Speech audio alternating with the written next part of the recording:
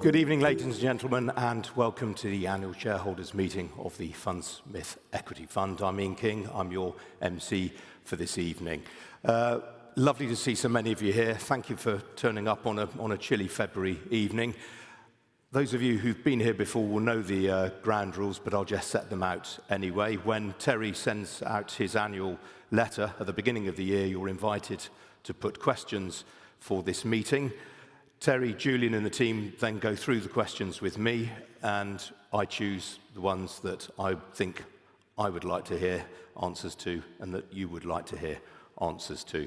My interests are very much aligned with yours. All of my family are investors in the fund, so I'm just as keen to hear what Terry and Julian have to say as you are.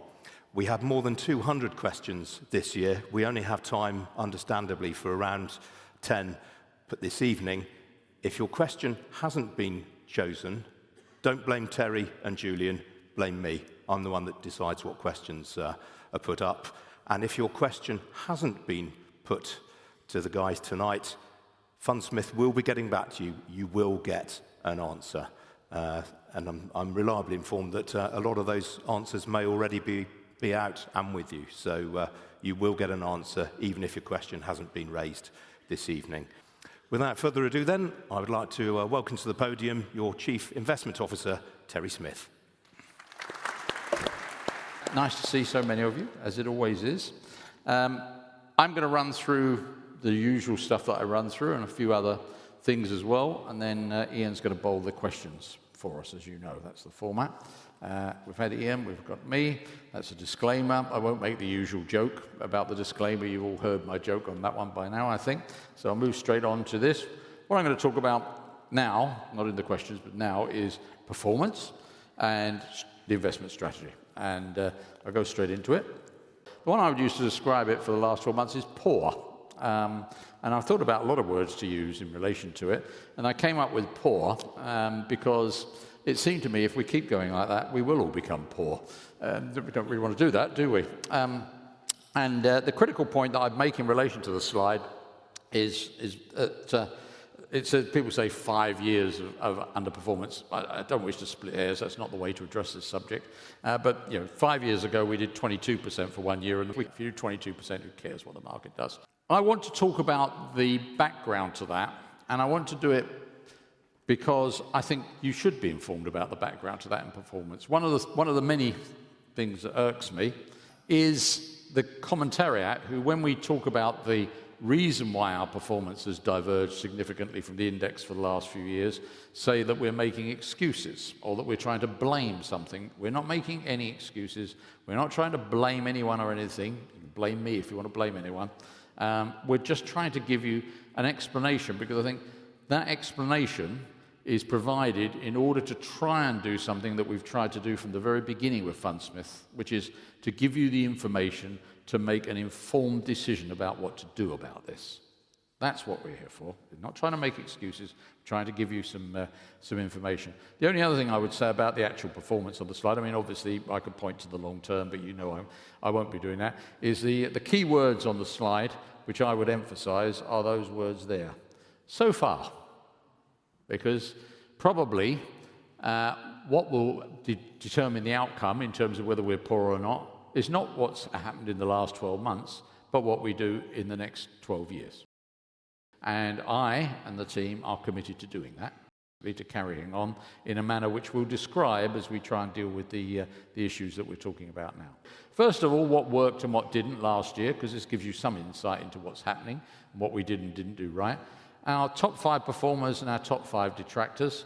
The top 5 performers, the best performer was Alphabet, Google in old money, as they say. This is a company which, if you read the outpouring of commentary at the beginning of 2025 about AI, you would see that people were saying that Gemini, their large language model, was a failure. It was disastrous, wasn't working very well, and by the time we got to the end of the year, it was all a success. And that's all very good, because we own them, and I welcome that, but it does make me think how quickly things can change in this particular area of human endeavour, which I don't like very much, actually. IDEX, our second best performer, this is our veterinary diagnostic equipment company that we've owned for a very long time. We had a great pandemic as pet adoption soared. It had a come down after the pandemic when vet visits trailed off as some of those pets were given back, and it's now back on a growth trend again, I'm pleased to say. Philip Morris, this is our only remaining tobacco stock, which we don't actually own because of the tobacco element. It's because they are the leader in reduced risk products. Heat not burn, and more recently the nicotine pouch products. And this has really been a great success for the company, and we're very pleased that it's actually started to show through in the share price over time.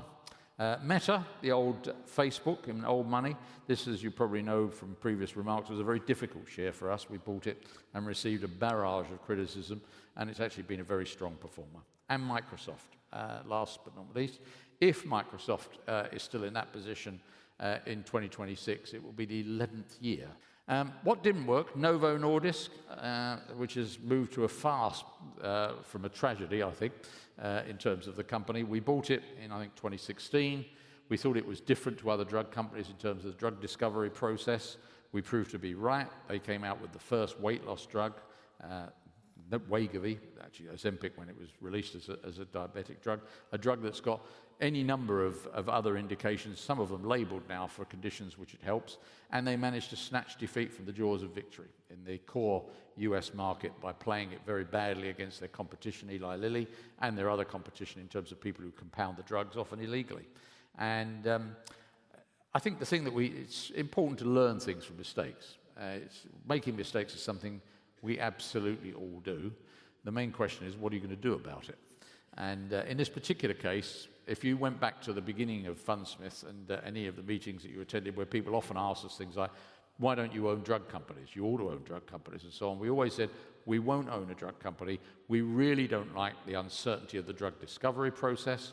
We don't like the fact that, unlike branded goods, if somebody comes up with a more efficacious product, you're dead.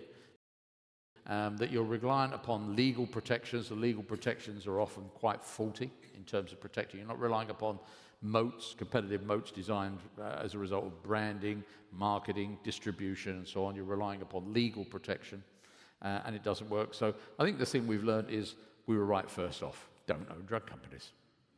That's what we've learned from that one. Automatic data processing, the world leader in payroll and HR processing through software. Obviously suffering a bit from what people have now called the SaaS apocalypse, so people thinking that all the traditional software providers are going to be wrecked by AI. Maybe they are. I think one of the things that protects companies like this very probably is the fact that they have got an awful lot of our data, which they use, and I have been a user of ADP products in companies that I've run over time, and also that what they're providing is non-trivial. It's pretty mission critical and incredibly complex. If you take the United States of America, they're dealing with 50 different states in terms of employment legislation and taxation, and that's non-trivial. Church & Dwight. Church & Dwight is a bit of a surprise entrant for us in here. This is a consumer goods company. It's the one that I always quote the joke on for the disclaimer, where the chief executive said, if you believe me and buy my stock, it's your problem. This is a consumer goods company that makes brands which are secondary brands, discount brands, and so on. Things like Arm & Hammer toothpaste, for example, is one of their brands. Oxy detergent, which you've probably never heard of, is one of their brands. Typically a company where you benefit from economically difficult circumstances because people trade down into the products. Guess what? They're not. And you've probably heard this expression, the K-shaped economy, K-shaped like that. This, I think, is an exemplar of the K-shaped economy, which is people at the top of the K are doing very well, and they don't buy its products, and people at the bottom of the K are doing very well, and they're trading down to, well, I don't know what, own label, nothing at all in some cases. It's actually illustrating, I think, what's going on with the bottom of the K in the economy. We're not selling it. It will come right. I mean, I think this is a company which is very well set up to handle the fact that people at the top of the K will probably be trading down at some point, but we will wait for that. And there must be something in the water in Denmark, I think, and I apologise to anyone who's Danish in the audience by saying that, because Coloplast, which is also one of our detractors, is a Danish medical company. It's a company which makes catheters, tubes that go into the human body. And then it's made a couple of acquisitions, one that provides devices that go in to deal with the aftermath of throat surgery, throat cancer in particular, and wound care. They acquired a company that uses cod skin, would you believe, for advanced wound care. And that's not a joke. I mean, they really do use it for that, for a variety of reasons. Not the least one is there's never been a case of any transmission of any infection between a cold water fish and a human being. And so you don't have to irradiate it before you use it and so on. Very clever. Nothing wrong with the two acquisitions. They forgot to apply for US approval for one of the products, which is pretty silly, but that was it. Nothing other than that wrong with the acquisitions. But what it does mean is they took their eye off the ball and the operating performance has become poor in the original business to a degree. They've got a change of chief executive. They've fired the chief executive, as Novo Nordisk, and we're awaiting the new chief executive before we decide what we think about that. And last but not least, there's Fortinet, maker of cybersecurity devices, routers, which secure your network. They're in a two-way fight with a company called Palo Alto Networks in this area, roughly. They, again, had a wonderful pandemic. A lot of us worked from home. We needed a router so that we wouldn't actually compromise the security of our network. They sold twice as much as they normally do. After the pandemic, they came down from that high. The share price came down even more from that high, and we bought our stake. And it's done very well for us, actually, overall, but last year a bit of a negative. I think what's driving that negative slightly is the view that there could be some form of replacement in terms of software that will replace the router. For what it's worth, and I just take my leave from people in the industry I talk to, is having a separate physical device with its own software is an integral part of network security and is likely to remain so. So we're still there. If you read our annual letter, you'll have seen some of these slides, although we've got quite a few more in the questions. What's going on? So we've got a strategy of investing in quality growth companies which performed very well for 10 years and then has performed increasingly bad for the last 4 or 5 years.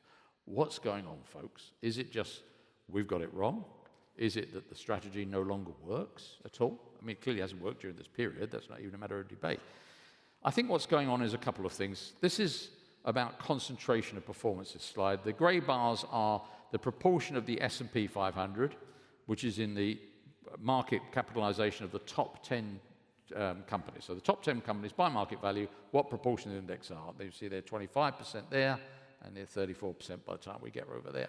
And then, and this is rather more important, what percentage of the performance of the index they provide. And you can see they're starting to provide 2/3 of the performance of the index. So it's very concentrated. If you don't own some or all of those companies, you're going to struggle, basically, in terms of performance. You can see concentration of performance here. This is actually market value rather than contribution, but you can see here where we've got to the top 10 companies being 35% of the market there. You get a long-term perspective. This is the top 3 stocks over here, and this is the top 1 stock here. But you can look back over 100 years and see, when was it last like that? About there. That's about 1929 or something. That's all. What next? Yeah.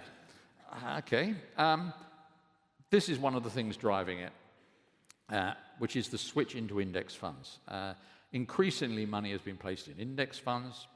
They're called passive funds, but they're not really passive.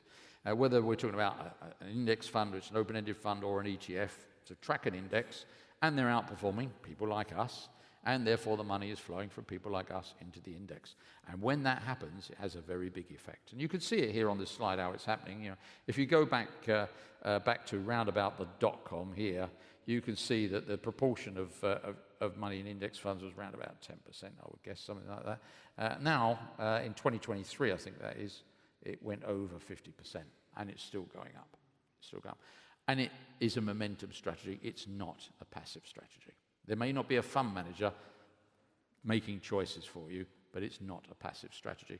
When you go out of here tonight and decide that I've got this completely wrong, and you sell your Fundsmith units and you put it in the index, it will definitely give momentum to NVIDIA. Why? We don't own any NVIDIA, so we won't be selling any NVIDIA to fund the redemption, and you will definitely be buying more of NVIDIA than any other company in the index when you do that. This is a momentum strategy. And momentum strategies can be very legitimate. Julian and I worked over the years with some very good analysts who analysed things for momentum strategies and did very well with them, I've got to tell you. It's a perfectly legitimate methodology. But the thing is this, if you're going to engage in it, do not become confused about what you're doing. That would be my advice. So if you're going to run a momentum strategy, buy things because they're going up, and when they're not going up, sell them. That's it. Don't buy things because they're going up and then decide that you understand the market for GPU processors, and so you're going to hold on to it even though it goes down. No, that's not a momentum strategy. The best people we worked with on momentum strategies were sometimes so good at it that they almost seemed to be in league with the devil in predicting where prices were going to go and what they owned or didn't own. But their methodology was very particular, and it illustrates that point. You could show them a chart of a price movement of a company, a commodity, whatever, a currency, and you needed to show them the volume figures. They always needed to see the volume for the movements because that told them how important the movement was, and they were very good. If you ever told them what the chart was, they weren't so very good. And that's what you're basically engaging in with passive funds. You are engaging in a momentum strategy with passive funds. This paper, which I would imagine not a lot of people here have read, called The Origins of Financial Fluctuations, the Inelastic Markets Hypothesis. I wouldn't imagine too many people buy that before a long flight. Is quite interesting. I think it's been largely overlooked because talking about the switch of funds between us and index funds, and it's not just the percentage that's in index funds, it's the fact that for the percentage to be climbing, there must be money switching from one to the other. That's what's happening, unsurprisingly, of course. The thesis of markets, if you like, the original sort of elastic markets or perfect markets combined thesis is if you take $1 or $1 million or $1 billion out of one company's stock and you put it in another company's stock, or you take it out of one fund and you put it in another fund, or you take it out of bonds and you put it in equities, or the reverse, whatever you want, it doesn't make any difference to the valuation. You know, if I go and sell Microsoft this evening and put it all into PepsiCo tomorrow, it doesn't affect the valuation of either Microsoft or PepsiCo. It's unaffected. However, these people looked at the data and discovered that the actual market impact for a dollar going from one security to another in recent years has been a multiplier of somewhere between 3 and 8 times. So when you took your money out of us and the dollar went into NVIDIA, the effect on the NVIDIA price was somewhere between $3 and $8. On average, $5 between those. That's a startling number. And the reason for it is, as they try to explain in the title, the inelastic markets hypothesis. Because if you take the dollar out of our fund and put it in the passive fund, it doesn't make any difference. Works, providing there are people in a position to take the opposite view. So if you think that something is vastly overvalued, it can, by being driven by the momentum of index funds, that will be brought down to earth by people who are running active funds who will sell it or even short it in the case of hedge funds. What they're pointing out is there are increasingly fewer of those people. Because of the rise of index funds, there are increasingly fewer active funds to do that. And even within those active funds, there are an awful lot of people who've become closet index trackers. They're running an active fund, but they stay pretty damn close to the index for survival reasons. And frankly, I can't blame them where I am at the moment. It feels quite an interesting thing to do from time to say, well, to hell with it, why don't we just buy what's in the index? Because that's almost the point that I would make about this is when people are talking about our performance and in the last few years and the rise of the Magnificent Seven and then AI and index funds, our differential in performance, at the moment a negative differential clearly, has not come about because we couldn't work out what to do. Right? From somewhere around a bit years ago, it was blindingly obvious that that bunch of companies there were going to go up, and you really, if you wanted to be anywhere near the index, you needed to own them. You may not like this very much, but we have quite deliberately stuck to what we said we're going to do. Right? And it's been costly, and it may continue to be costly, but we're not proposing to change it. Yeah? We're not owning those companies because we couldn't quite figure out that they might go up. We're not owning those companies because we think there are actually problems and dangers in owning them, which in the long term we think will come to play. And we want to still be here running this money in the way that we said we would at the end of it coming into play. You can see, just by way of illustration as well, the effect of this inelastic markets. These are some price movements from the last quarter of last year and the first couple of months of this year of a range of companies. And the size of movements is extraordinary. I mean, we own some of these companies, but not all. Magnum Ice Cream spun out from Unilever, down 16% in a day. These are movements in a day, okay? We own Novo, down 70%. It's done that two times. We own IDEX, up 15%. We own EssilorLuxottica, the eyeglass company, up 13%. These are big movements in a day for what are pretty big companies, actually. 145 billion euro company. Here, $215 billion company. How about this one? Oracle goes up 36% in a day and becomes worth $933 billion, nearly $1 trillion company in a single day. When Julian and I were first working together in broking, a company that moved 20% in a year in share price terms was the subject of considerable interest. Wow, that's a lot, isn't it? Now we're talking about exceeding that in a day in trillion-dollar companies. Something's not right, folks. Right? And the something that's not right goes back to that paper. There isn't an elastic market out there. There's no one. When Oracle announced, which they did, that they had $400 billion of commitments to purchase hyperscale data center capacity over the coming years, by the way, from a company that hasn't got any money, OpenAI, when they announced that, the share price went up 36% because there was just not enough people with the assets and the mandate on the other side to take the opposite bet and sell the shares. That's what it's telling you, and it's not very healthy, in my view. I suspect, by the way, that the flows into ETFs in particular is not just driving the index funds performance in terms of the large companies out there, which we don't own in some cases. It's driving other things. Well, that's the Bitcoin price. So here's the SEC agreeing that you could own Bitcoin and ETF, and there's the Bitcoin price. Right? I suspect the ease with which people can own things it makes a considerable difference to whether or not they will do so, particularly when they get fear of missing out because they read about it going up. The thing I would put as a cautionary tale, though, bearing in mind our strategy and how it differs from what the index is doing, is that this is something which does exactly the same in the opposite direction. The Bitcoin price has roughly halved once it started to turn.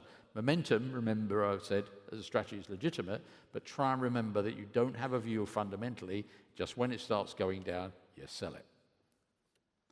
It's probably also partly behind gold as well, I suspect, that we see there the gold price and the ETF flows.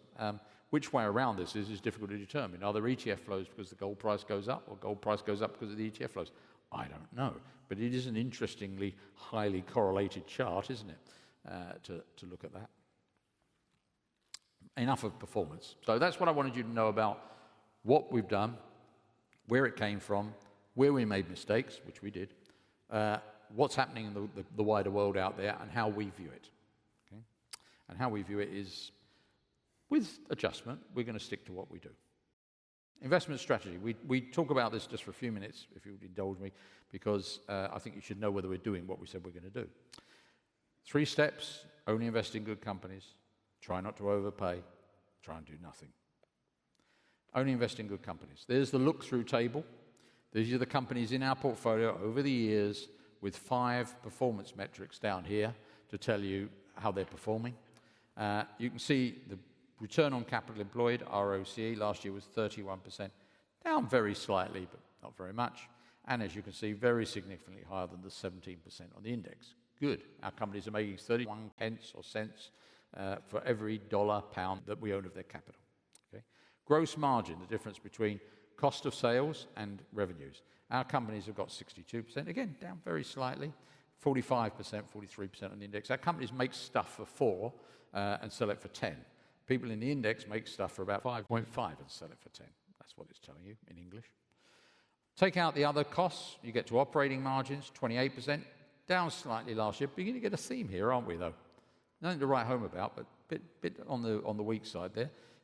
Not just for us. I mean, this is not particular to this group of companies. I'm just saying for corporations outside, very particular as a whole, maybe a little bit of a trend there.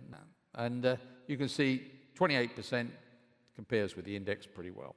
Cash conversion, you might recall that we always used to have sort of the high 90s, and we had a bit of a downturn here and here, and this was caused by the pandemic. People, when the supply chains started to seize up, bought stuff when they could get their hands on it. They weren't worried about the size of their stocks. They were worried about whether or not they could get the components and the ingredients, and we thought that would recover. And it started to recover, and then we had a little bit of a downturn here, with the starting of the amazing spending on CapEx by the large technology companies. It has recovered, notwithstanding the fact that those large technology companies are still very big spenders, partly because we've cut our exposure to them over that period, and it has. Again, we're a bit better than the index, which is where we like to be on the whole. Interest cover 29 times, so the profits of these companies cover 29 times their annual interest. They are incredibly conservatively financed. They're going to see us through whatever kind of crisis we next have, for there will be one, and they're much better financed than the market, which is on 8 or 9 times interest cover. Don't overpay. So, all right, we think we've got a bunch of companies which are financially very sound there. How about their valuation? Well, we use free cash flow yield, the cash the company generates divided by its market value to give you a yield, like you get on a bond, to measure it. And you'll see that last year we closed with a free cash flow of about 3.7%. And I think the starting number, which is the number I'd have presented to you when I was standing up last year, was 3.1%. So the valuation improved, the yield went up, they got a lot cheaper. Not all that surprising when you consider they didn't perform very much. What's really interesting is this. They're now a lot cheaper than the S&P 500. I'm not worried about the FTSE. There are only a handful of companies in the FTSE that would qualify for our fund. But they are now cheaper than the S&P 500. Before I move on to show you how that looks historically, the free cash flow grew 16% last year. That's a hell of a growth rate for these companies. Now, I think it's rather exceptional because they were recovering from the squeeze on cash flows that I was talking about earlier. But nonetheless, that's a pretty interesting clip for these things. And if you look at the history on it, so there we are with our year that just closed with 3.1% place, 3.7%. I've stood up here in front of you for 15 years and have said we own a bunch of very good companies. They are more expensive than the S&P 500, but they are justified by the quality which they bring in terms of returns on capital, profit margins, cash generation in that valuation. I can now tell you we own a bunch of companies which are better than the S&P 500, which are significantly cheaper. That's the first time I've been able to say that to you, basically. The nearest I would have got would have been if you were an attendee at the first annual general meeting out here. Other than that, nope. We've been sitting here with our valuation, this line here, being below in terms of yield. We're now above it. Now, it doesn't mean they're cheap, but it does mean they're relatively cheap. And that may be quite interesting a bit later on when things develop. Do nothing. We try to do nothing. It never works. There's always something to do. But we don't do a lot. We sold 2 stocks last year. We sold PepsiCo and Brown-Forman. PepsiCo, drinks and snacks. We'd had several years of worrying about lack of free cash flow growth at the company, actually. And then on top of that, we have the whole weight loss drug phenomenon. Novo Nordisk may not actually be a great success, but I assure you the weight loss phenomenon is here to stay. And snacks are actually in the crosshairs of that. One of the products that's absolutely in the crosshairs of it.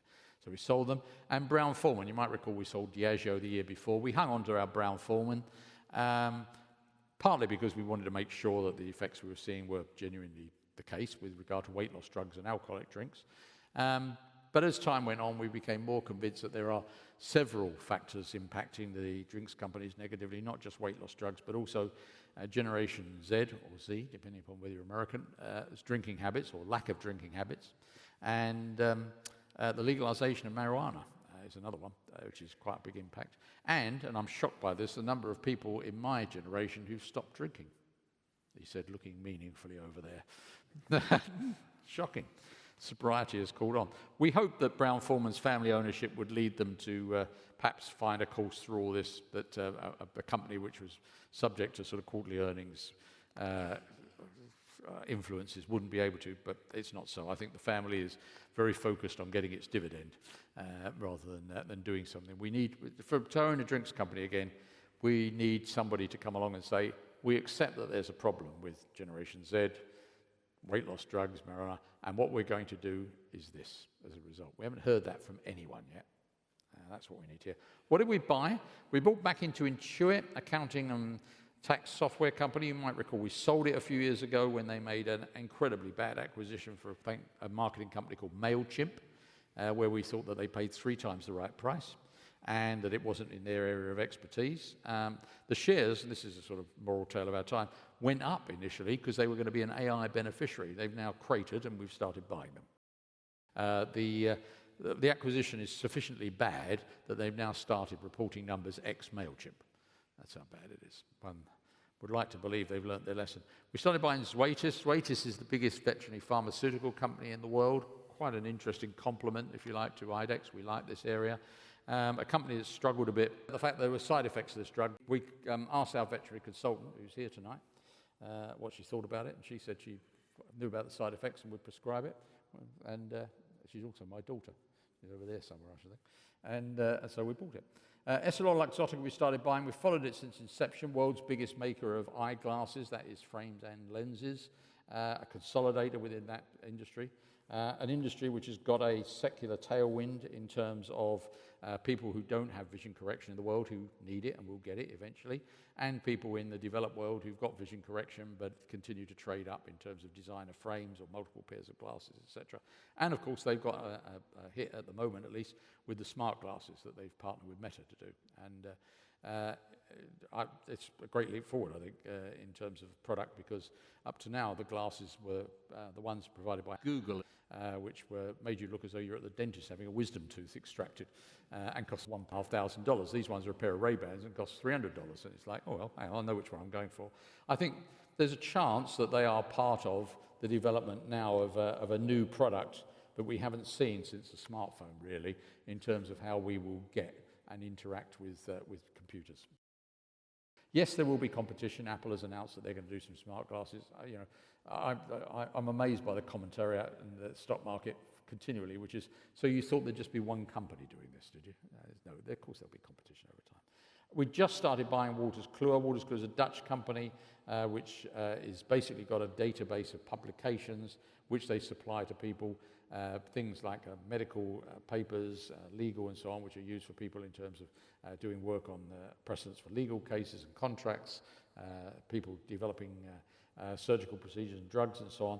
They are one of the companies which are slated as being wiped out by AI. I think it's unlikely. My current joke comparison is we've got this company here which has got all of this peer-reviewed, genuine research on medical, legal and other matters sitting there versus the former Chief Constable of the West Midlands who decided that he would ban an Israeli club coming to play in Birmingham because of violence at a West Ham match with the Israeli team, which he got from AI, and of course it was hallucinating. There'd never even been a game. So I don't think I really want people to research medical procedures that they use on me by that method. I'd like them to go and have a look at a paper written by some actual doctors, and I think the rest of us will see that as an advantage as well. Last but not least is Magnum Ice Cream. This was spun out from Unilever. It's a pretty good business, actually. I think it just didn't fit very well within Unilever. I see that Nestle are contemplating something pretty similar. The supply chain for ice cream is completely different to the remainder of the food business. We're hanging on to it for a moment. I think it may have some mileage in terms of self-help to do some things that will improve its performance over the years. All of that activity didn't cost an awful lot. There was slightly higher turnover than usual, as you'll see. 12.7% is our highest in these periods, but that's still very, very low by industry standards. And you'll see here the actual cost of it was £1.7 million, so 0.009%, basically. So not something to trouble the scorers or make the brokers rich in terms of dealing. So a slightly bigger turnover, and I think that's kind of a reflection of the times, and it may continue to be a reflection of the times, but it didn't cost us a lot of money. Good. Thanks, Terry. On with the questions then. We'll open up with one from Colin Simpson. Terry says in your letter that the 7 major tech companies are not all good companies of the sort we seek to invest in. Can you explain the thinking behind this view? Yeah, we'll have a go, won't we? Yeah, good. There's a return on capital employed of the magnificent 7 companies. I'll let Julian start on this one. So, yeah, evening all. I should add that for those of you whose questions have not been answered, they will be answered by a human as opposed to AI, even though the human might use AI. What we are looking for from these companies is basically, or our companies, is, I think, decent returns, predictable returns, and growth. And we've got 2 slides on this. So if you'll go to, I know there's a lot of numbers on this first slide, but if you go to the last 2 columns, you've got the average return on capital and the standard deviation, which is basically a measure of volatility. So with Alphabet, you've got 22% return on capital employed, which is a decent number. It's a little bit below our average, and the standard deviation is 6%. So these are predictable returns. Amazon, you've got 11% returns, which are low, and the fact that the standard deviation is 5%, unfortunately means they're predictably low. Apple, the returns are good, and I wouldn't worry too much about that 14% because they're sort of somewhat volatile around a very high number. Meta returns are good, and they're quite predictable. Microsoft, very good, and they're quite predictable. NVIDIA is obviously interesting because in the course of what's admittedly a long period of time, we've gone as low as minus 4%. We've been at 13% as recently as 2016, 12% as recently as 2023, and we're currently at 126%. So the average looks great, but these are obviously, based on those numbers, not particularly predictable. And Tesla, the returns are, as you can see, either negative or extremely low, with the exception of 1 year. So the average is negative, and they're extremely unpredictable. I mean, just to say one thing on the investable universe, which is there is a fractional element at the moment where if we did not have NVIDIA in the investable universe, and people asked us about it, and we just said, well, it's not in our investable universe, so we can't really comment, I think that would come across as slightly lame.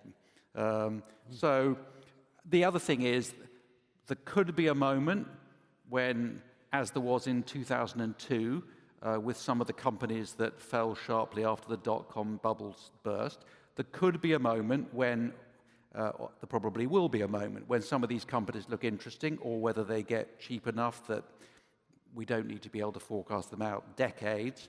So that's another reason we cover them. If we just move to the next slide, this is basically the company's free cash flow going back to 2010. If you go back, say, to 2015, so 10 years, you can say that as well as Alphabet's decent returns and predictable returns over the period 2015 to 2025, they've gone up, what? That's 4 or 5-fold. You can see that Amazon, those numbers are all over the place. You might recall that we did have a brief dalliance with Amazon in 2021 and 2022 because we actually correctly thought that number, the 2023 number you see of 32 billion, was actually quite interesting and was on its way to something quite attractive. Unfortunately, AI then got in the way. Apple is interesting because it's a very big number, 98 billion in 2025, but it was actually 70 billion 10 years ago. Meta during that period has gone from 6 to 46, and in the intervening period was 54. Microsoft's trebled from 23 to 71. NVIDIA has gone up 600-fold, and Tesla is now positive, but it's a pretty small number. So when I go back to what I said before, if we take decent returns, predictable returns, and a measure of growth, we think we've got those in 5 of those companies. We own 3. We've included NVIDIA as well because of the reasons I said, and we do not have Tesla in our investable universe. Thanks, Julian.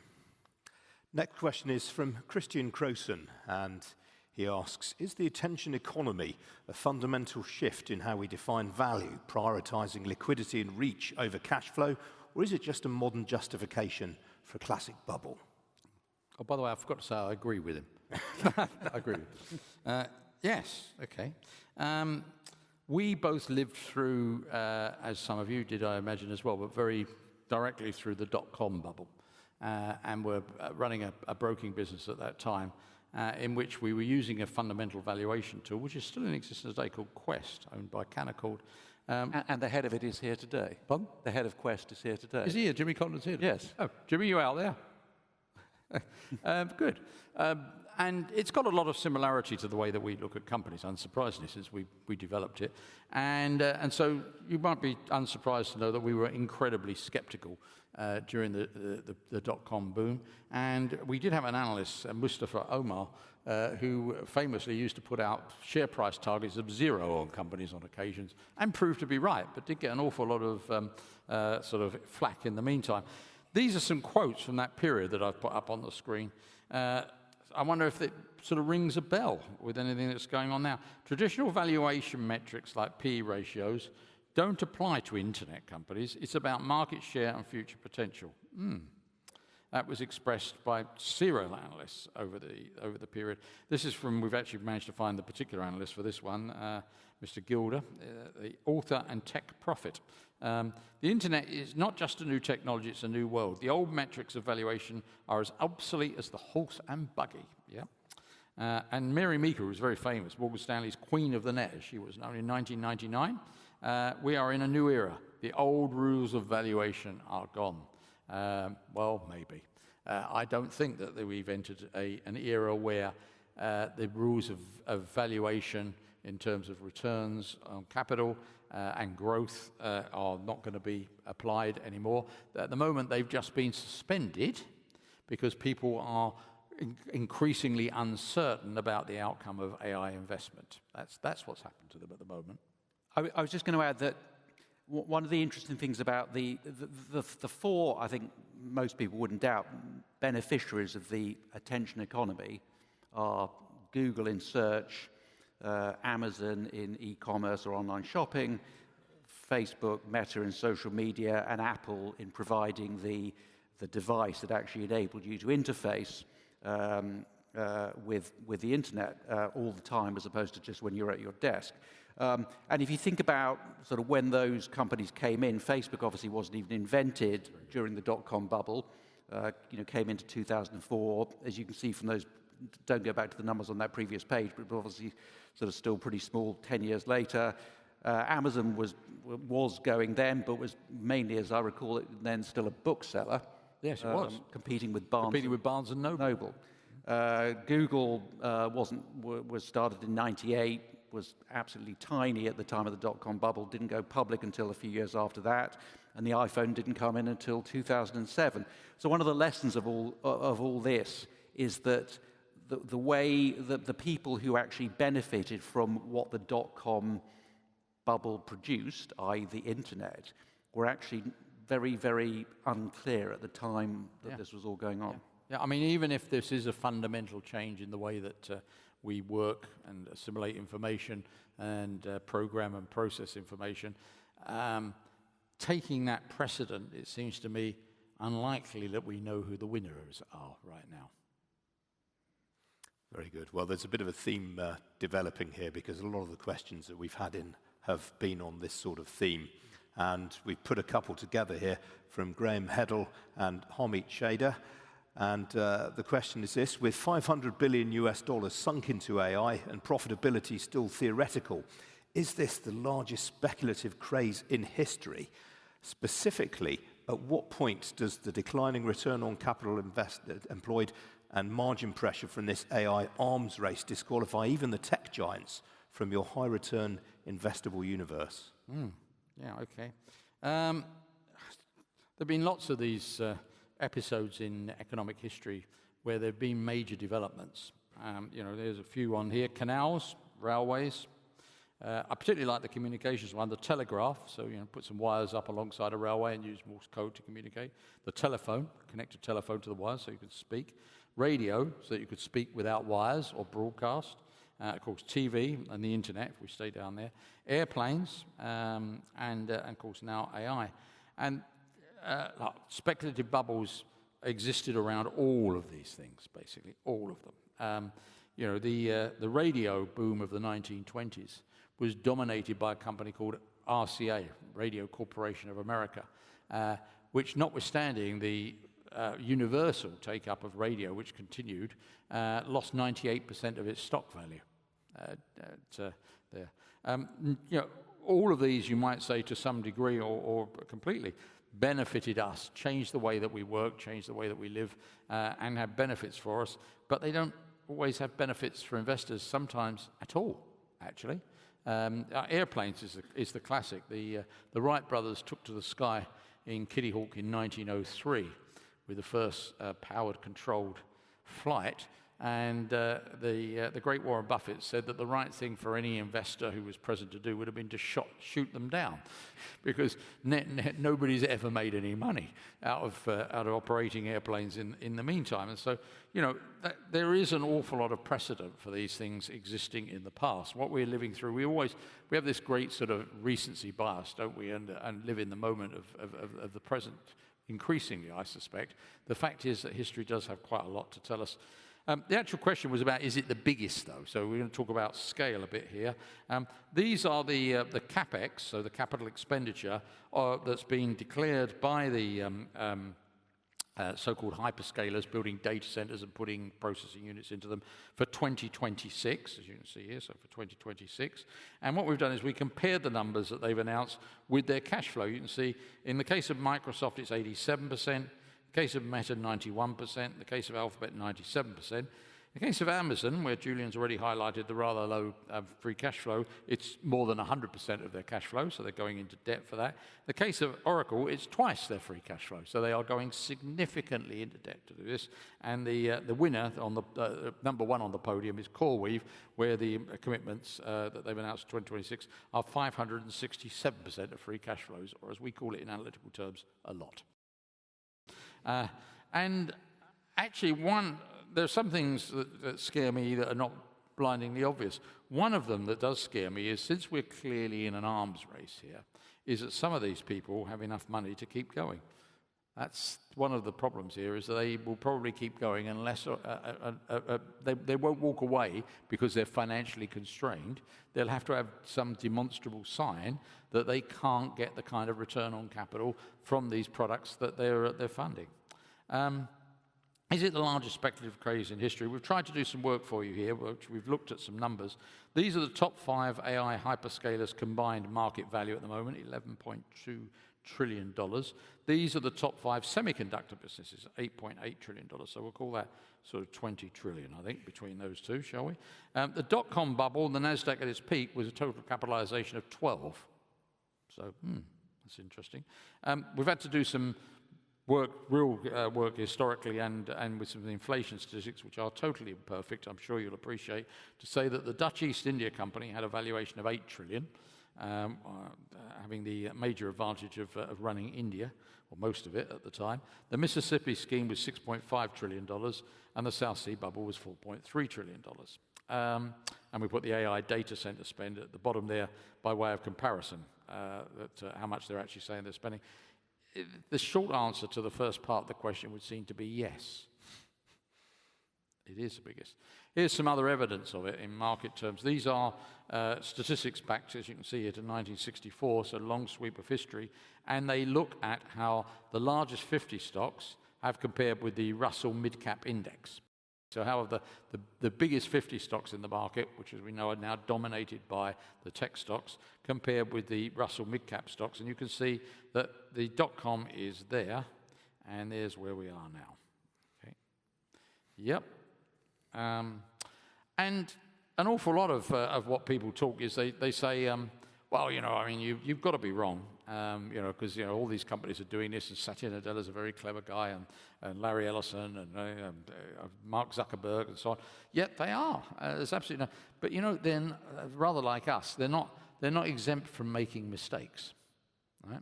So this is Larry Ellison talking about, who runs Oracle, talking about cloud computing. Now, cloud computing, distributed computing, as I'm sure you're aware, has been the big thing prior to the AI boom in terms of the development of technology, in terms of moving from having on-premise servers to putting your stuff into a cloud which is run in a communal space in a data center.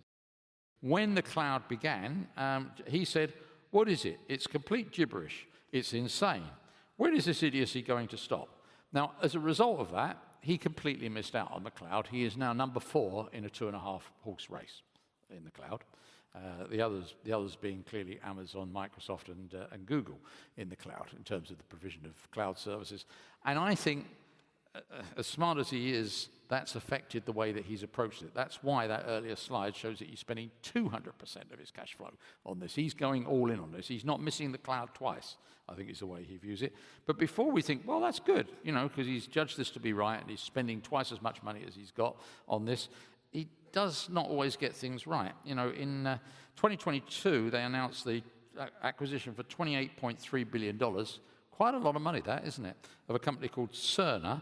And Cerner was a transformational system to reduce the administrative burden on doctors and nurses by using AI to analyze patient data and eliminate data fragmentation. So different parties having different bits of data about our health and not being able to put the whole lot together. We've not heard anything since.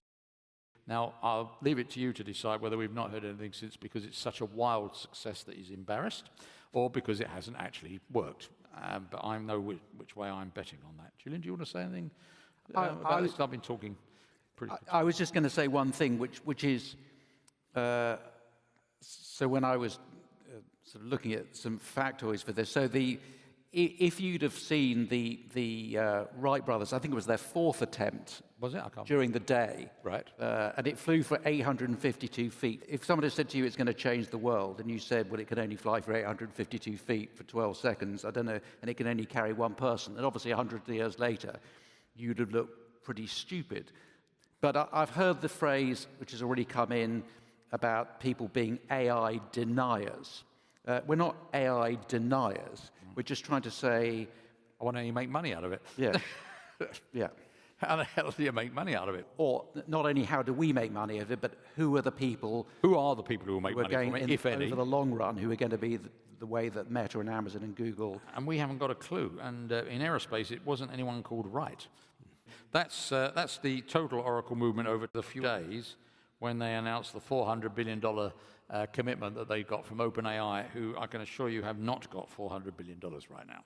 Maybe they will have, maybe they won't. Yeah. And of course, so, in the background, answer, I think, is yes to the gentleman's question. Next question comes from David Cox. He asks, when people withdraw money from the fund, how do you decide what companies to sell? It depends, really. Sometimes the decision is kind of made for us over time in some respects. We're subject to a thing called the concentration rules, which are hardwired into the OIC regulations, the Open-Ended Investment Company regulations, which means we can't have more than 10% of your fund in one company, and we can't have more than 40% of your fund in companies which are over 5%. And as things move about, from time to time, we do get close to those rules being breached. We don't breach them, but we do get close to them being breached. So quite often, the thing that we're selling is something to prevent a breach in those rules, and that provides the liquidity for redemption sometimes in this regard. That if we've got something to sell either because it's about to go over 5% and join the other companies and breach it, we might sell that, or we might have one that's about to go over 5%. We don't want to sell that one, so we'll sell something that's bigger and take them down. I did some today, in fact, some selling on this basis. That's quite often where the liquidity comes from. Outside of that, we think about things along the lines of valuation, fairly obviously. If something's sitting on 40 to 50 times earnings, and we've got other things on sub 20. It doesn't automatically mean that the higher valuation one is the one to sell, because sometimes low valuations are not always an indicator. They're sometimes a trap.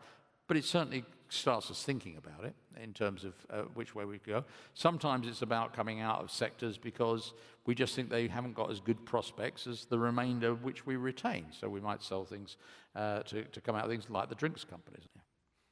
Very good. Right, we're back to AI and CapEx again. Another question that we've blended from two people who've written in, Stephen Hall and Mark Weisberger, and they ask, Microsoft has recently dropped out of the fund's top 10 holdings. Can you confirm if this position was reduced due to concerns over rising AI CapEx and its impact on free cash flow? If so, what was the scale of the reduction? Yeah, I mean, we roughly halved the holding in Microsoft, Meta, and slightly less so in Alphabet. And yeah, we did so because of concerns about what we're seeing sitting there in terms of the spending. And we're seeing $600 billion, I know not exactly the same group, but 4 companies, $600 billion per annum going out. If we're looking for a 30% return on capital, say, those companies are going to need to generate $180 billion of new cash flow, not from the things that they've already got, not by cannibalizing what they already have, to justify that in terms of return on capital per annum. That's quite a lot, actually. And at the moment, we're not really paying for AI mostly in terms of AI. We're users of it, and we are paying, but not to anything like a degree that could possibly justify that. And we are probably unusual in paying because we're a business. Most consumers are probably not paying at all. I mean, as a consumer, I don't pay for using it.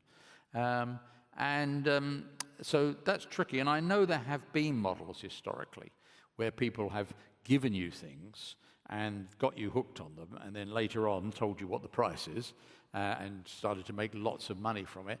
But they're relatively unusual. And they do usually involve the person who manages to accomplish that achieving a dominant position in the industry. So and at the moment, if you think you can spot somebody who's going to achieve a dominant position in the AI industry, please let us know who it is and why you think it is, because I just, at the moment, it looks to us like anybody's choice in terms of who might be the winners, if any, out there. Will there even be a company in the West? I don't know.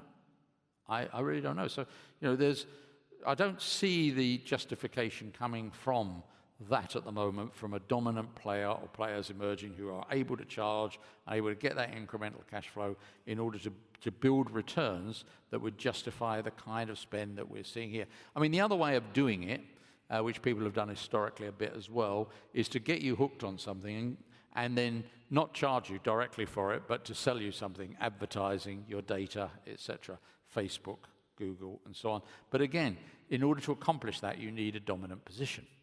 Right? You can't do it if there are myriad competitors. And so, taking all that into account, yes, we did become quite pessimistic about whether or not the big tech companies that we have owned that have been very successful, like Meta, like Microsoft, like latterly Alphabet, can continue to be the kind of companies that we want to own, because if you look at the businesses that they were, we're talking about companies with very high returns on capital, and they were very capital-light businesses, mainly. These are not going to be capital-light businesses. This is going to fundamentally change the characteristics of those companies in a way that we don't like. So yes, we sold them for that reason. Are any of the leaders of these companies making a good fist of explaining to the market why they're making these investments? I think at the moment they've had the luxury of really not having to. They're not. I was about to say something slightly different, but the same thing. We obviously listen to analyst calls and read reports. They're not being asked, mainly. Yeah. People are not asking them. Which I find quite shocking. Like, yeah, it's great you're spending this. Could you tell us how it gets to make a return? I mean, only a year ago, Google was seen as a loser from AI because AI was going to replace search. Since then, the price has more than doubled. I mean, one of the reasons, or key reason it's more than doubled, is simply because they've announced how much money they're going to spend. Yeah. Which leads us to want to sell the shares in those. Also, just to give you a few numbers in terms of the way things move. This time last year, we were sitting here with 5.2 million Microsoft shares, and that constituted 7.4% of the portfolio. By August, we'd actually sold over 10% of those, but the stock had gone up 25%, so it was up to nearly 10% of the portfolio, and now we're actually down to under 2 million. So we've actually had to sell over 2/3 of our holding, but the fund size has gone down by 30% as well. So there's kind of a lot of moving parts. Yes. Yeah. Very good. Right. This next one's on the performance. This is a terrific question. I know there's a lot of investment enthusiasts in the audience, so hopefully this one will pique your interest too. Augusto Ramos asks, is the most difficult part of underperforming a benchmark the psychological pressure of doing something different to catch up? Yeah, it's an interesting one. Yes, is a simple answer. Look, the great John Marr, I know at the moment we're not succeeding, so it's not exactly a great quote, but it's sort of, he says, it's better for in career terms to fail conventionally than it is to succeed unconventionally. Yeah? Because even if you're successful, I mean, you saw during the 10 years when we were doing very well in the lead up to this, the amount of criticism that we got then for doing something different. And now it's just easier to criticize because you're doing something different and it doesn't work. But yeah, the psychological pressure is considerable. I mean, we just put these in here. This is the NASDAQ versus the S&P value and the S&P quality sub-indices running up to the dot-com peak, so running in the last 2 years, 98, 99, and into 2000. And you can see there's the, here's the quality portion of the index, here's the value portion of the index, and then there's the whole NASDAQ. And trust me, during that bit there, the psychological pressure is intense. And it is. Look, one of my old clients when I was a broker, who then became a very successful fund manager and then very wisely retired from fund management, a guy called Andy Brown, who ran a very successful fund called Cedar Rock, used to talk about the mental health aspects of running money. And before I did it myself, I didn't quite understand fully what he meant. And there are great pressures. Jules? No, there was a guy who was, I think was the Morningstar Fund Manager of the Decade in the 1990s, called Robert Sanborn, who ran the Oakmark Fund and owned a lot of so-called old economy stocks. And I remember in February, I think, of 2000 or early in 2000, he was on the front page of the Wall Street Journal with one of those sort of drawings that the Wall Street Journal has. And he said he was getting hate mail, and his children were getting hate, but were basically being sort of bullied at school because of his performance. Yep. But look, that's what you pay us for, believe it or not. I mean, obviously, you might think you pay us for performance, and you do, and we intend to deliver that. So it's only so far, remember, the performance on that chart, but it's also having some degree of emotional stability to stick to what we think is right. Because when you look at what happened next with regard to that chart of the NASDAQ versus quality and value here, so you know the previous one, as you can see, ended there at the beginning of 2000 in about March, and here's what happened next. Well, there's your NASDAQ going down there, and there's the quality and the value. The value went down there, and the problem with these things is, most likely, if we are right here, what we will do is lose money for you more slowly than other people at some point. But hopefully, one would hope, in a way where you understand what it is we own, and that we still own an awful lot of these very good things, which not only won't lose their value here, because there is a real business here with great returns and growth, but also will become increasingly undervalued and bounce and produce a sort of performance that came out of these kind of stocks post-2003, post-2009, and I think we'll do again at some point. But yeah, it's a tough old place to be, but then that's what we get paid for. Yeah. Next question is another one that we've put together from two very similar ones, from Diego Skur and Pat Schroff. And the question is this: in your letter this year, you warned that index funds are paving the way for a major investment disaster. Beyond patient holding, what specific indicators would signal that this irrational regime is finally breaking? Furthermore, if we see a prolonged exodus from passive funds, how's the portfolio positioned to capitalize on that reversal rather than just weathering the storm? I'll do part one. Yeah. I'll do the first part of the question, and I'll pass over to Jules to start the second part of the question. I'm not being facetious in this next bit I'm about to tell you. I really believe that events move like this in life and in markets, in what we do. I was head of research at UBS before I managed to famously get myself fired. And when I was there, a gentleman who ran UBS Phillips and Drew Fund Management was a guy called Tony Dye. And Tony was a guy who was very vociferous about the fact that he thought the dot-com boom was a sham and that was going to burst and cause catastrophes. Stuck with the old line stocks. And when I left UBS and ended up joining the Colin Stewart startup, I kept in touch with Tony. He's sadly he's dead now, but kept in touch with Tony for quite a long time as a client. And he used to have lunch with me from time to time, because we were kind of like-minded souls, I guess, and say to me, "Terry, do you think I'm mad?" And I said, "No, you're not mad, Tony, but your timing is quite likely going to be your undoing." It's like, and that was lunch for a long time. And anyway, Julie, on the 1st of March, or 2nd of March, I think, 1st of March, it was reported on the 2nd of March, 2000, Tony Dye was fired. UBS Fund Asset Management confirmed departure of Tony Dye as Chief Investment Officer at its UK Fund Manager, Phillips and Drew. Signal retirement of Gary Brinson Partners. I knew Gary as well, Chairman of P&D's US counterpart, Brinson Partners. So Tony was fired on the 1st, got reported there, I think it was, and that is the same day marked on the NASDAQ chart. There you go. It's not a coincidence. I think people who study the psychology of investment will tell you that, you can't have the end to certain types of market until the last hope has given up. And that was it. I mean, I presume after that the entire UBS funds were switched into something which tracked the Nasdaq index, all those things, and oh dear, there we are. Which brings me on to sort of more of this subject before I let Jules loose on the second half of it. When to fire a manager. This is quite topical, I think, for us. This is some data which looks at. It's from Cambridge Associates. And it looks at when to fire managers. And you'll see that basically, if you look at managers' performance for 3 years before the change, if they these managers over here, 3 years before the change, the blue ones outperformed 4.8, went up 4.8%. I'm not sure if it's absolute or relative over there. Absolute returns, by the look of it. 1.7% for this lot. In the last year before the change, 7.2% for these stars, minus 3.7% for this lot. Right, you're fired, you're hired, basically, there, you can see. And now, the guys who were doing 7.2% underperform the guys who were underperforming, and so it is on 1 year, and so it is on 3 years.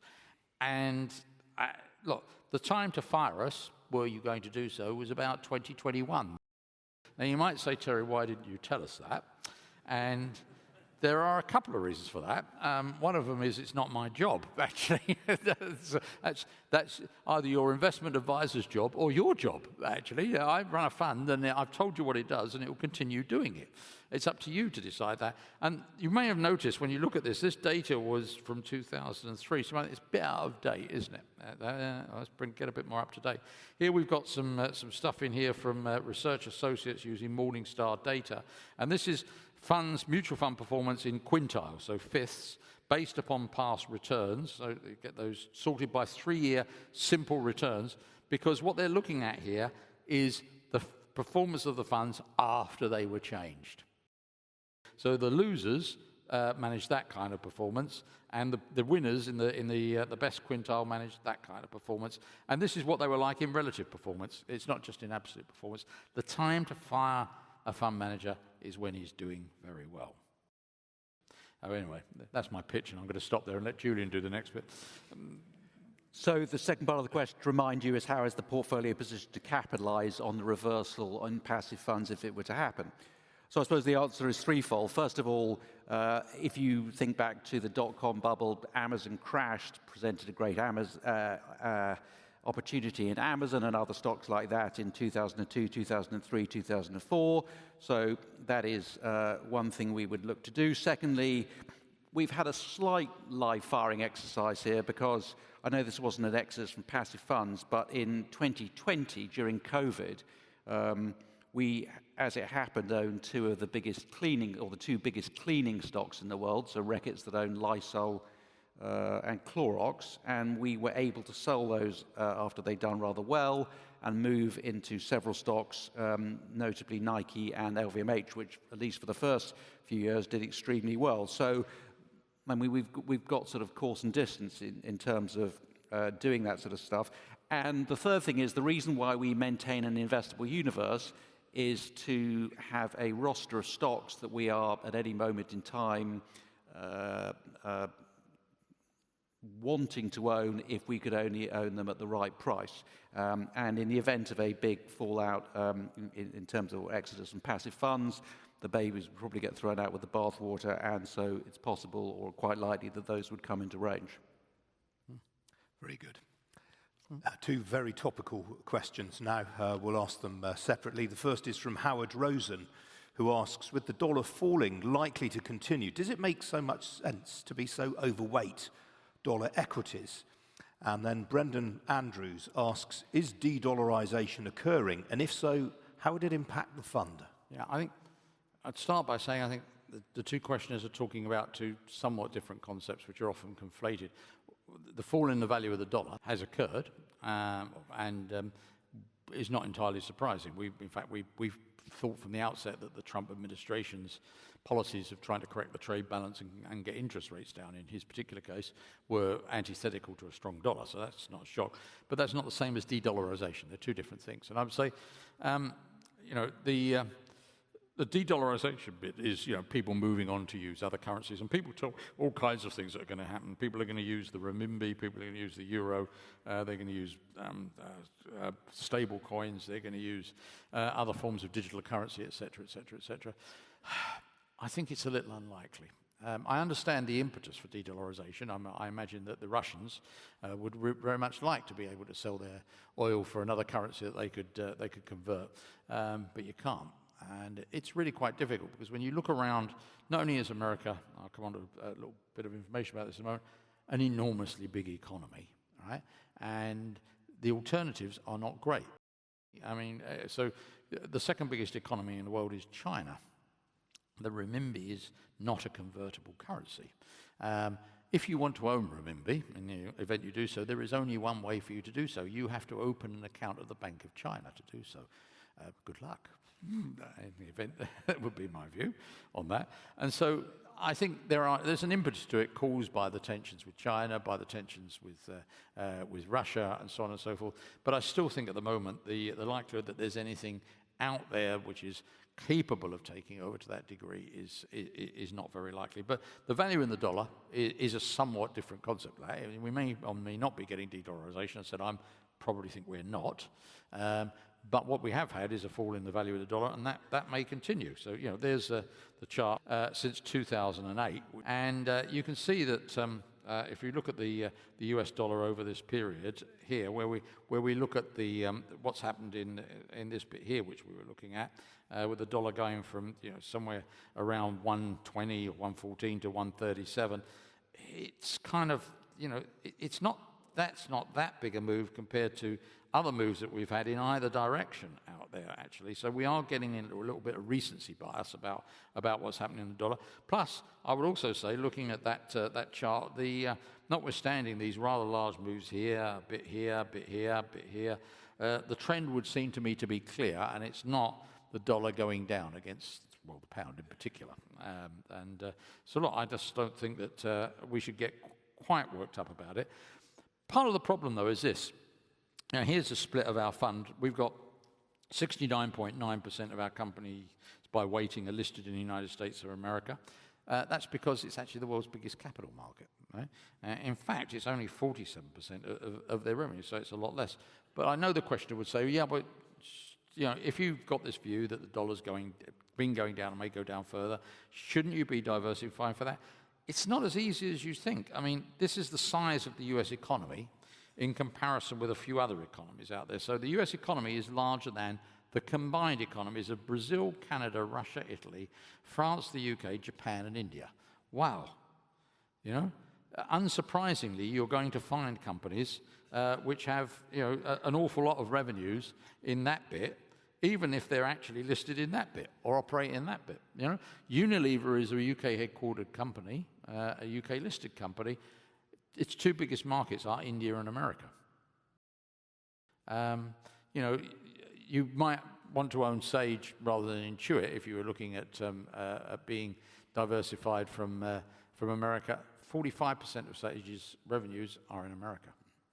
I was going to say, in that pie chart, if we had the market cap of NVIDIA, it would actually be the second biggest piece of the pie. Bigger than India. Bigger than India. And Japan. And then if we go to the next slide, we tend to have a bias towards investing in certain types of company simply because they tend to produce the characteristics that we look for. Technology is 36% of the S&P 500. It's only 10.9% of the stocks Europe. I'm actually kind of surprised it's that big. In terms of payment processors, in the US, we have Visa and MasterCard, and even companies like PayPal. In Europe, you have Adyen, and then in medical equipment, we've got $200 billion plus of market, big global leaders. In Europe, we've got very fragmented, much smaller firms. And then in the next slide, we've actually just listed those med tech companies. So you can see 8 of the top 10 are basically US companies. If you want to be invested in certain areas, consumer, technology, notwithstanding what we've said now, there has been a great investment for us, and I'm sure it will be again, right?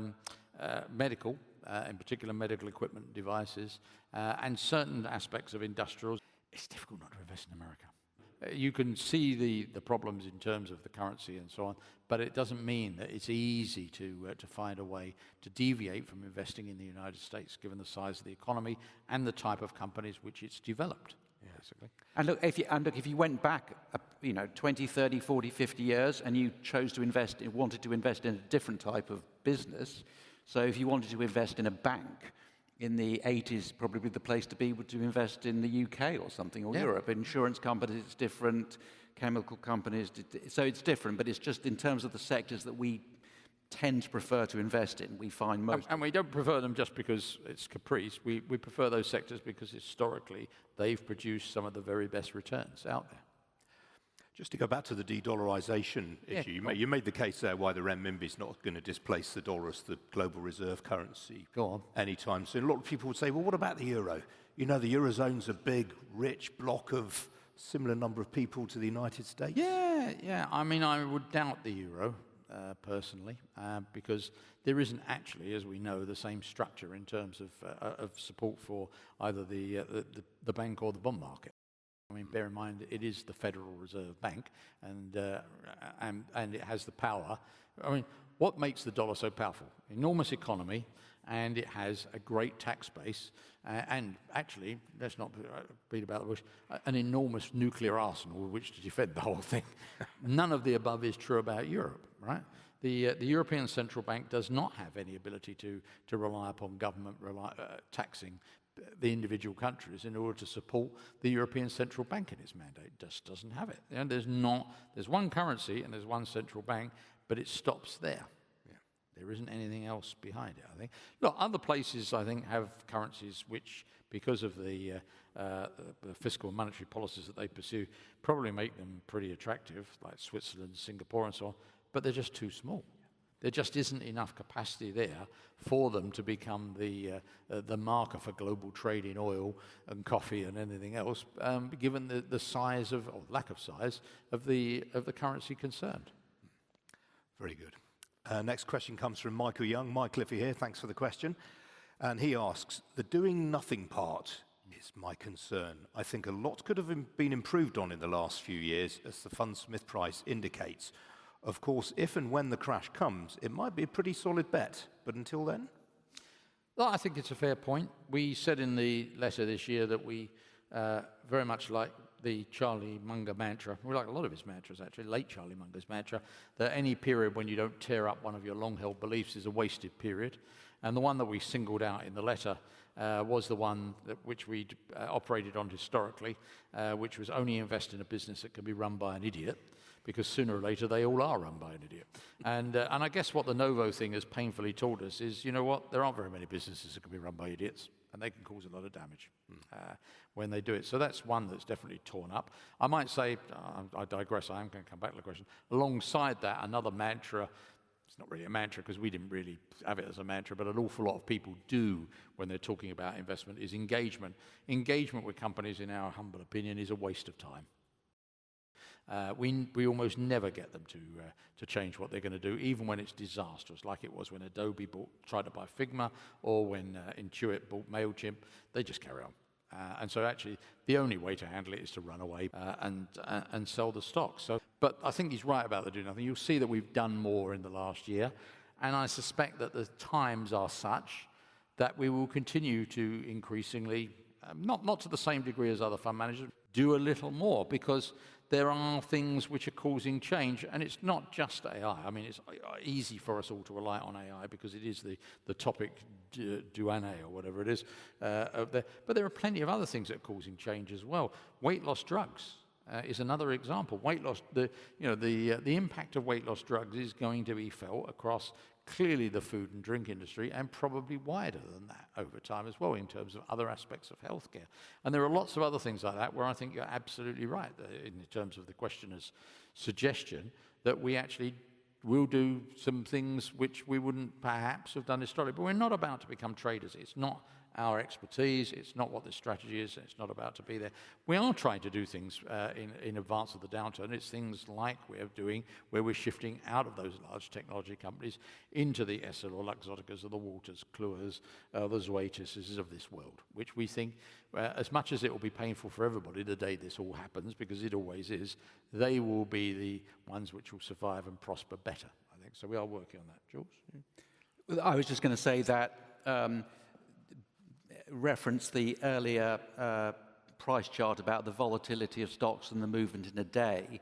I mean, that's just the movement in a day. If you think of the movement in, the space of, there's a stock in the US called SanDisk, which is a big company, and I think it's up 20-fold since last August.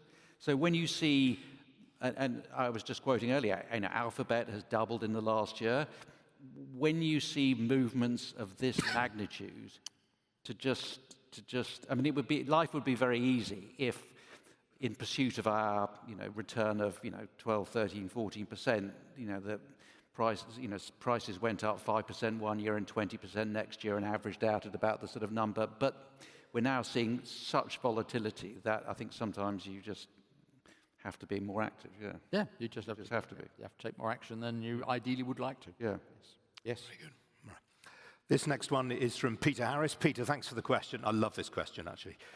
Of the companies in the current Fundsmith portfolio, which company's CEO do you admire the most? Want to go first? Yeah, so I'm going to name, so we own this company, Waters, in Massachusetts, and the chief executive is called Dr. Udit Batra.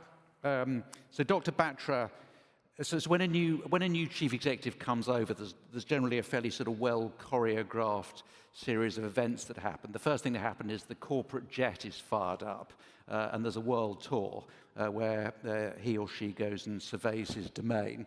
The next thing that happens is that an army of consultants come in. The next thing that happens is some snappily named Project Galactica 2040 is invoked and rolled out. And the next thing that happens is generally absolutely nothing. Dr. Batra came in to Waters in September 2020. This was a company we had owned under the previous but one chief executive when it had been quite successful, and then throughout the tenure of the immediately previous successful chief executive when it had been much less successful. And I guess when Dr. Batra came in, we were expecting it to take some time, not least because he came in September 2020, which, as you recall, was not a particularly auspicious time. And he was very numbers-based. He didn't put out any snappily named plans. He just went to people and said, sort of, why don't we try something a little bit different? And the results were extraordinary in an incredibly quick period of time. And he's still there today, and it is one of our top holdings, and we are very optimistic. And they've just made a major acquisition of a business from Becton Dickinson, which is a company we know well, in flow cytometry, which fits quite well with what they do, we think. And we trust them to get this one right. I mean, one of the things that helps with it is that they're buying it from Becton Dickinson, a company which we once owned and sold. And I've got to say, there's never been a day when I regretted selling it. I've got to say. Look, I don't think that's a bad one at all. But if I were going to put up an alternative, it would be a man called Kevin Lobo, who's the chief executive of Stryker. Stryker is a leading company in particular orthopedics, a number of areas of medical equipment, devices, defibrillators, stents, and things that are used to remove clots in arteries and so on. But orthopedics is their big thing, so replacement hips and knees and other bits of your body that wear out and get damaged and so on.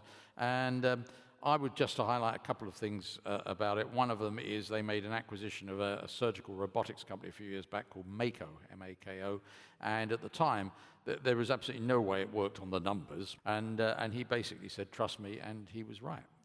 It's become the go-to surgical robotics system for orthopedic surgery, and if any of you are about to have, I'm not allowed to give medical advice, I'm not allowed to give any advice, but I would say ask them if they've got a Mako robot if you're going in for any of this stuff, would be my view of it.